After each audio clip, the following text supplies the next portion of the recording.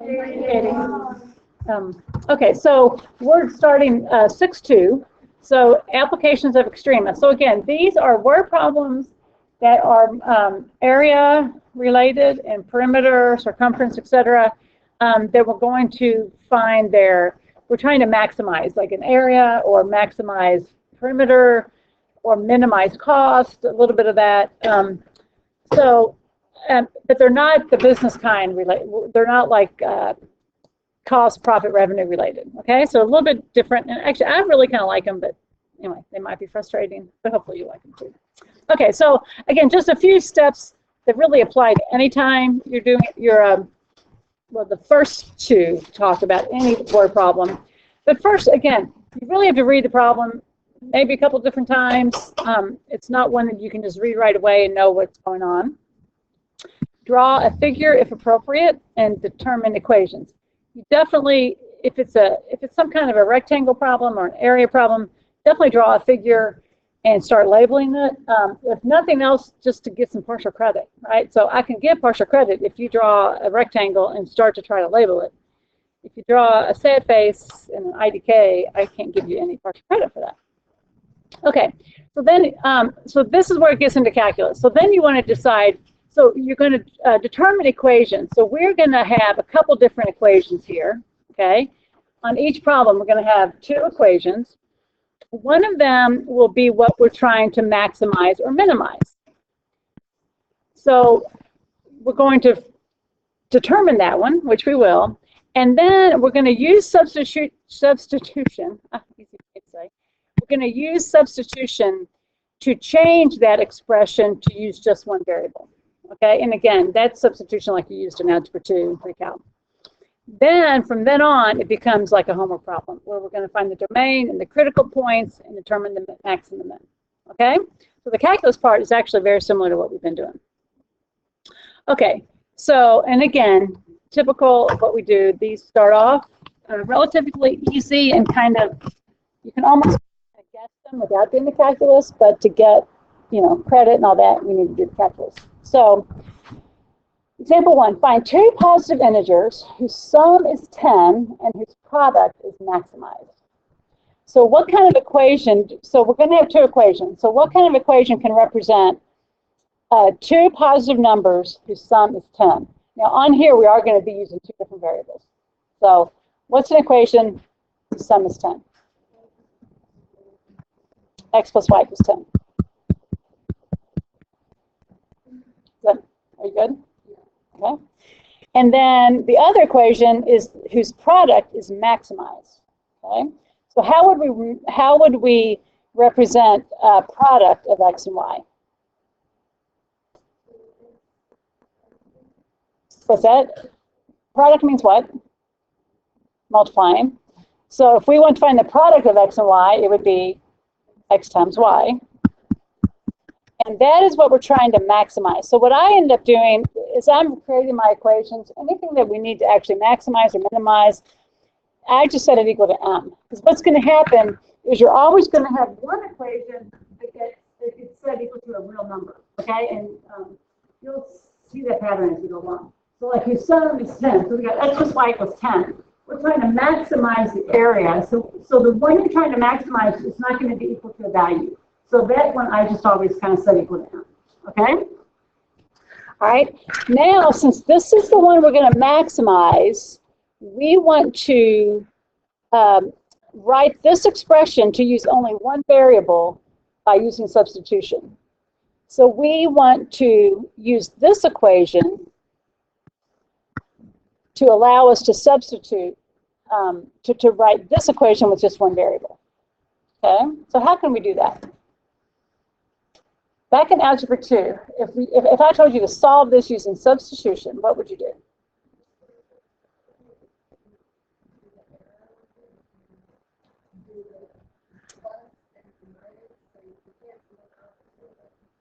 Well, we want to get one variable all by itself, right? So let's choose y to get by itself. If I want to get y by itself for this equation, what do I do?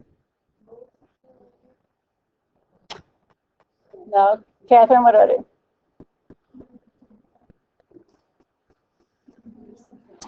Kendall? No. Subtract x. Okay, does that make sense? So now to write this equation, which is one variable, everywhere I see a y, I'm going to put 10 minus x. Does that sound familiar? So I get x times 10 minus x. And that's what I'm trying to maximize. Okay, so again, maybe I didn't explain that very well. I used my first equation to solve for one variable to substitute into my second equation. So now I've only got one variable in my second equation. I could have done x, and then I would have had x equals 10 minus y. Okay? Okay, so now let's go ahead and multiply that out. So I get 10x minus x squared. So now I'm trying to maximize it, okay, which means I want to find the value of x that will maximize that x times y. So now I need to take the derivative. There you go. So if I take the derivative here, I get 10 minus 2x. And now to find the value that will maximize it, we do what? We set it equal to 0. So I get 10 equals 2x. I get x equals to 5. So normally I would set up a number line and put all my critical numbers on the number line. We only have one here. Okay, so that will be the maximum value. To maximize the product, x needs to be 5. Okay, if x is 5, what is y going to be? How can we find out? If we know x plus y has to equal 10, if x is 5, y is also going to be 5.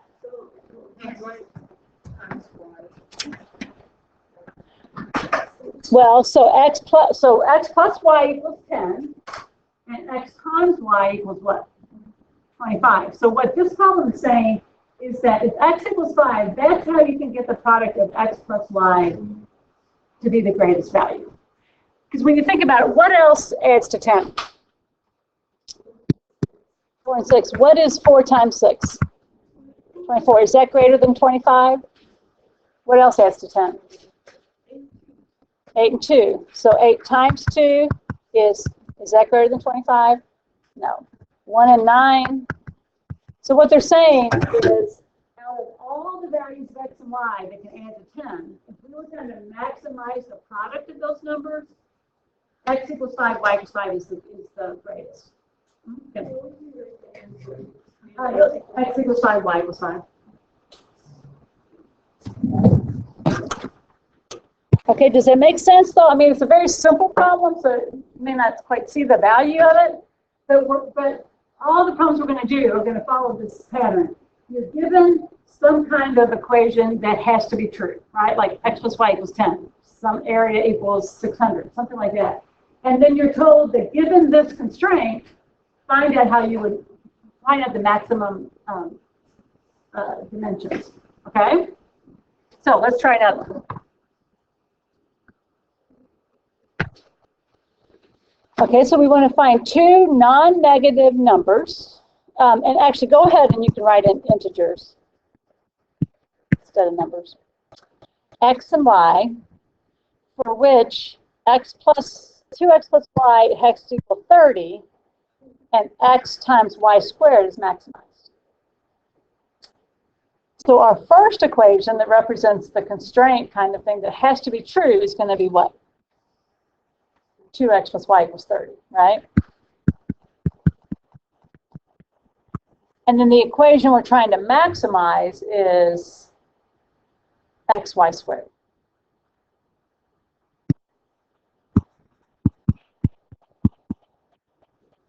Okay? So we need to make this variable, we need to take this equation and write it using one variable.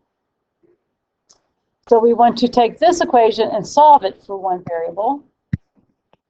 So again, there's a couple different options, but if you look at this, if we try to get x by itself, we're going to end up with like y over 2, right? We end up with a fraction. But to get y by itself, we just have to do what? Subtract 2x. So that's either option would work. This one is a little bit simpler. So if we get y equals 30 minus 2x. Everybody with me on this? Am I following? Okay. So now I can rewrite my m equation to be x times 30 minus 2x squared.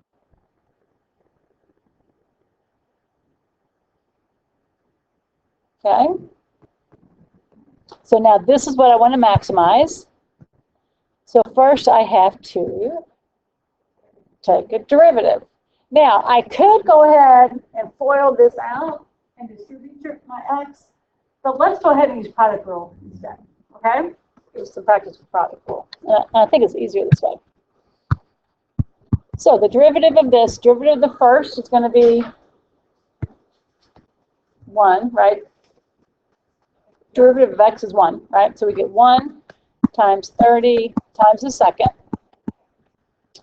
plus derivative of the second, so 2, 30 minus 2x to the first times what? Negative 2. Is that right? Derivative of the inside would be negative 2. And then times the first. Bear with me. Okay. So let's go ahead and FOIL that first one. So 30 times 30 is what? 900 minus 120x plus 4x squared. Does everybody agree with that? Because you got 30 minus negative 2 gives you negative 60x, minus 60x gives you negative 120x. That make sense? If we're FOILing 30 minus 2x times 30 minus 2x. So we get 900, and then we get negative 60x minus 60x gives negative 120x. Okay? And then over here, how can we simplify this? Over here, what are we going to distribute? A 2, a negative 2, and an x.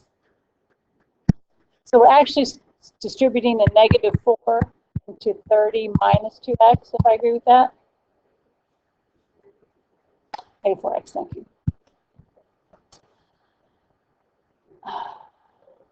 If I agree with that. Okay, so we get negative 120x plus 8x squared. Right with me? Checking my math for me?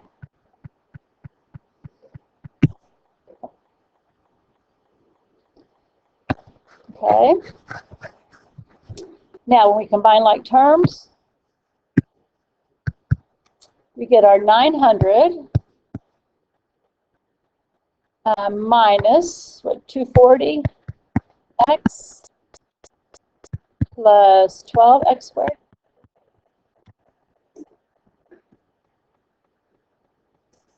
Okay. Now, what can, so now we've taken the derivative, we've simplified it. What do we do now? Set it equal to 0, right? And then try to factor it. So we can take out a 12, and we get x squared minus 20. And then what's 12 divided by 90? 75, thank you. Plus 75.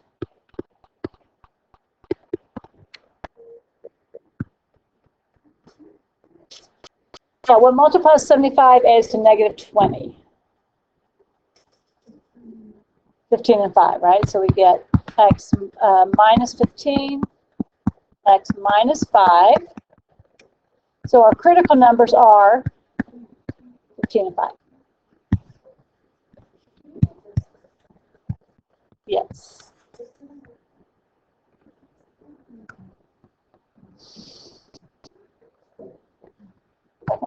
So we're trying to maximize x times y squared. So our two options are when x equals 5 or when x equals 15. So how do I find out which one's our answer? Huh?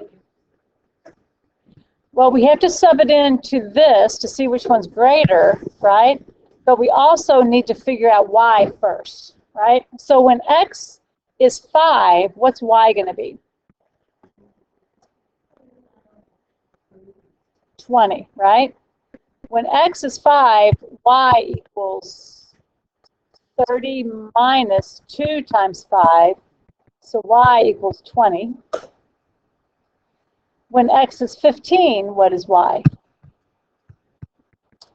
30 minus 2 times 15 is 0. Everybody agree with that? Okay. So now, which is going to be my answer for which value of x maximizes x times y squared, Grace? 5, right?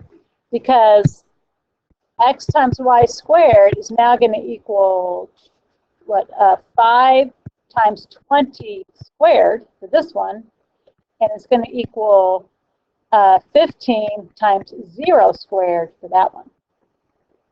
Okay, so 20 squared is what? 400 times 5 is 20, is it, I'm getting my zeros mixed up, is it 20,000 or 2,000?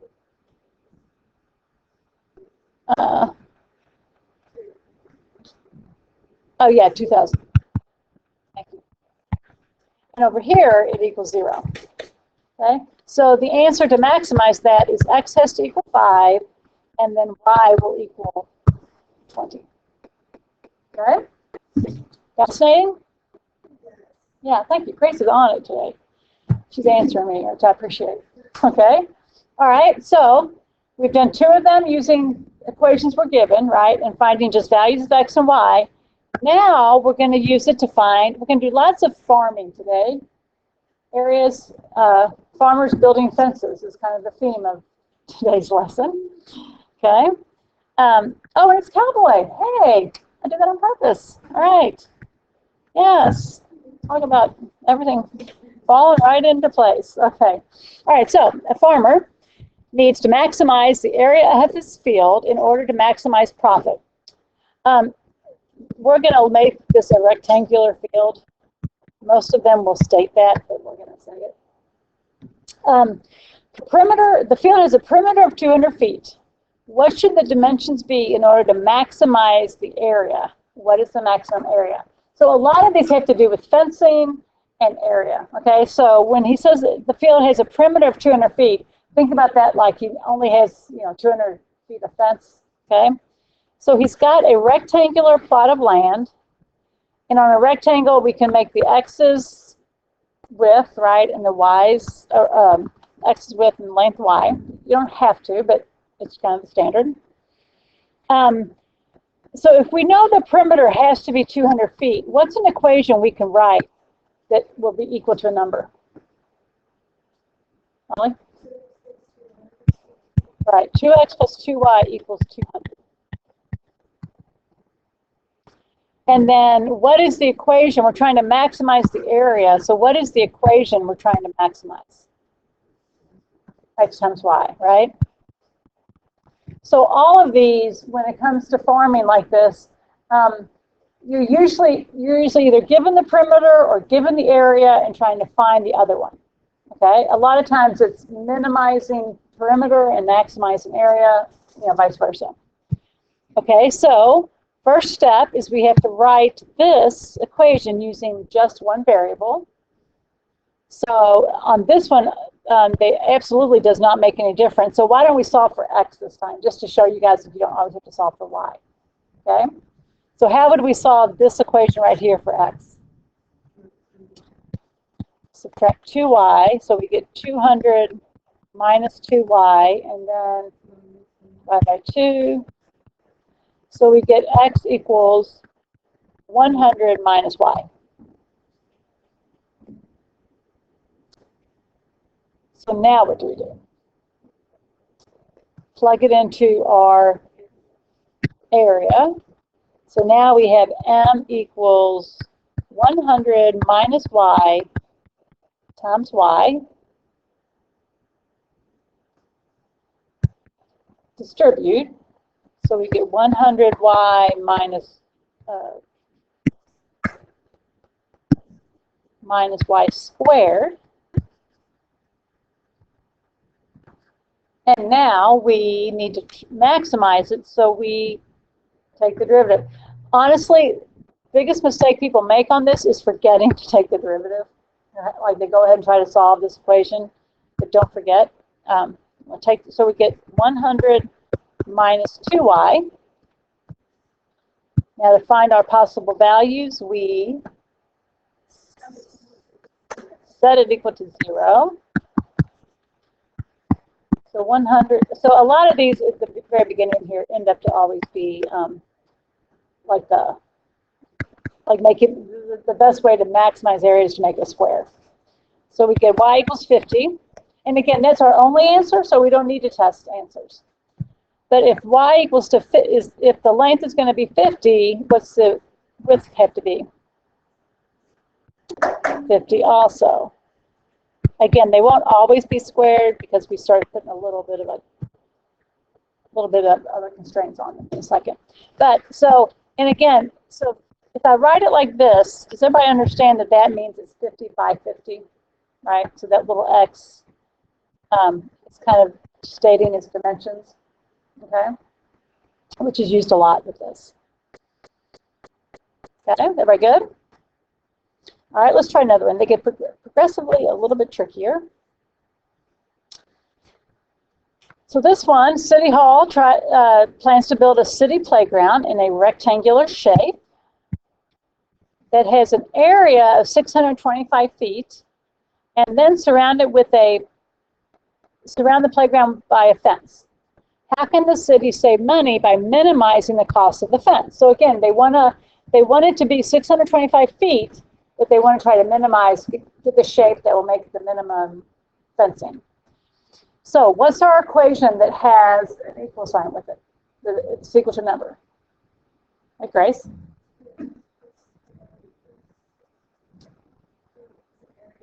And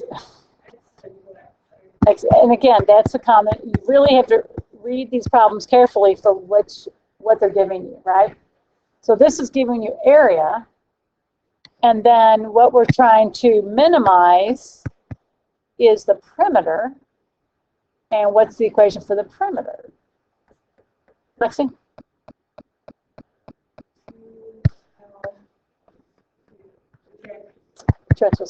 And you definitely could use Elzen. It's probably more helpful, but I just always use excellence. Okay. Now, this one gets a little bit trickier. So what do we need to do next? Ollie? Get y by itself, so we're going to now what? Divide by x, right? So if we divide by x, so we get y equals 625 over x. So now we substitute, and our maximizing perimeter equation becomes 2x plus 625 over x.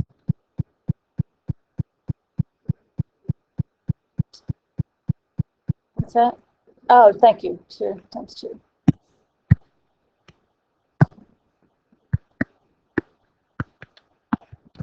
Okay. Now let's clean that up a little bit. So we get 2x plus 1250 over x, right? And now we're going to have to take the derivative, so we want to rewrite that by doing what? Bringing up that x. So again, we've done all this work and we have not taken the derivative yet, right? And this is where a lot of people end up forgetting to take the derivative. So now we're going to take the derivative. So 2x becomes a 2 minus 1250 x to the negative 2.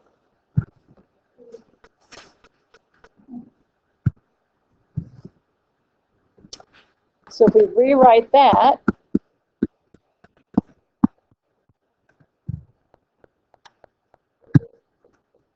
now to solve for the dimensions, we set it equal to 0. And how can we solve that? We can minus 2. So we get negative 1250 over x squared equals negative 2. And then what? Times x squared on both sides. So we basically just move that x squared over.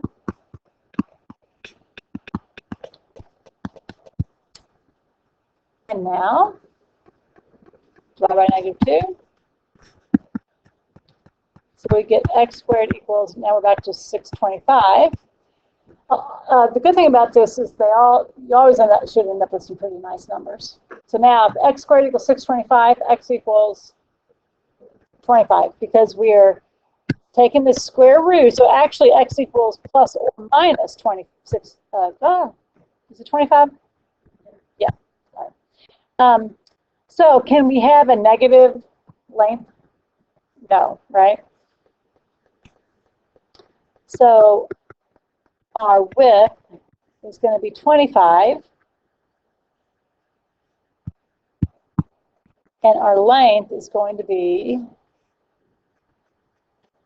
also 25, right? So you would set up, so y equals 625 divided by 25, which is going to give us 25 also. So again, a lot of these end up to be basically square fields. Okay? Question about that? All right, cool. So I have some time.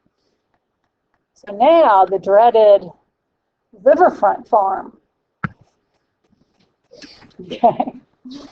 We've done playgrounds, we've done numbers. So now we have a rectangular plot of farmland that will be bounded on one side by a river.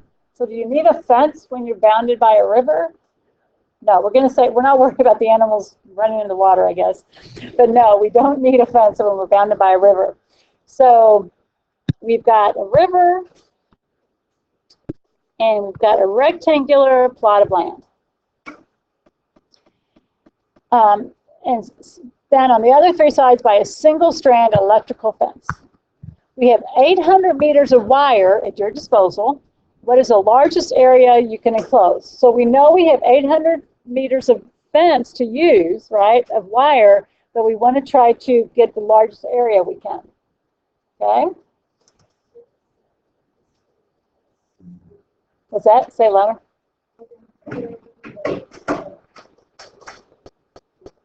Now, well, first let's label our picture, okay?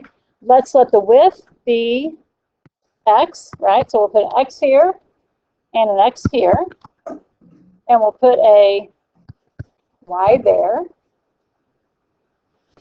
So what is the, so we have 800 meters of wire. So what's the equation that has to equal 800? 2x plus y. And what are we trying to maximize? What's the area? The area hasn't changed, right? Even though it's next to a river, the area of rectangle is still just going to be x times y. Okay, so if we want to get a variable by itself, y would probably be the best again, right? So we get y equals 800 minus 2x. We can rewrite our maximum equation to say x times 800 minus 2x. 800x minus 2x squared. So now we've rewritten our maximizing equation, but we need to do what? Take the derivative.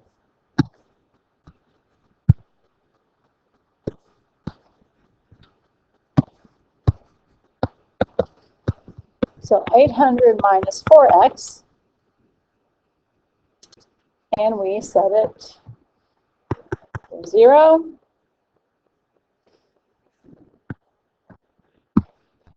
800 equals 4x.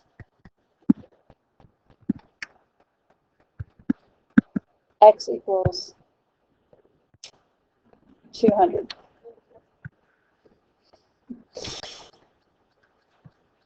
So if x equals 200, what's y going to equal?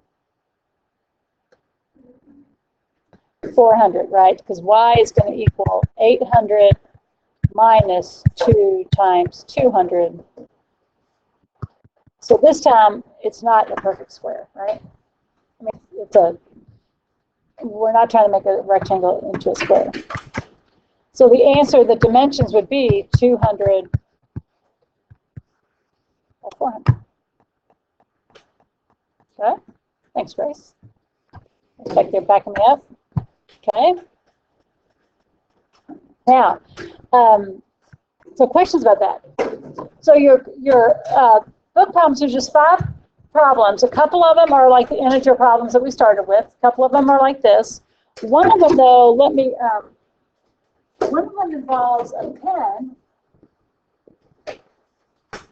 that it's like a rectangular plot of land that they want to make like 3 pens out of, something like a pen, like a pig pen or cow pen. So if this is x, what should we label this? Y. But if you're trying to come up with an equation for fencing, or for like how much fence you need, what would your equation be? How many pieces of fence the size of x are you going to need? For this one and this one and this one and this one. Does that make sense? In other words, one of the problems, they're trying to enclose a rectangular area of land, but also make it, 3 different pens. So all of these are the size of x, right? So it would be 4x, right? 1, 2, 3, 4. And how many y's? This one would be y, or this one would be y. Does that make sense? Okay. So this would be like the fencing problem. Like if it had, I'm not sure the exact, words they use, but if you were going to fence in this area, you would need this much fence, right? Well, this is a y and this is a y. And all of these are the same size as x. No, the y's don't divide up. But if you were going to make a fence here, you would need X amount of fence and then X amount of fence and X amount of fence. Does that make sense? Molly, do you get that? Well, if you were going to, I don't know how to describe it. I'll help you on that. I mean, again, you're looking for pieces that are the same size that you can assign the same variable for, right? So all of these, if these are the same, if this is making a rectangle, all of these would be the same size. So you're representing them by x. Okay, you guys go lunch. And I can help you guys with the setup of that after lunch.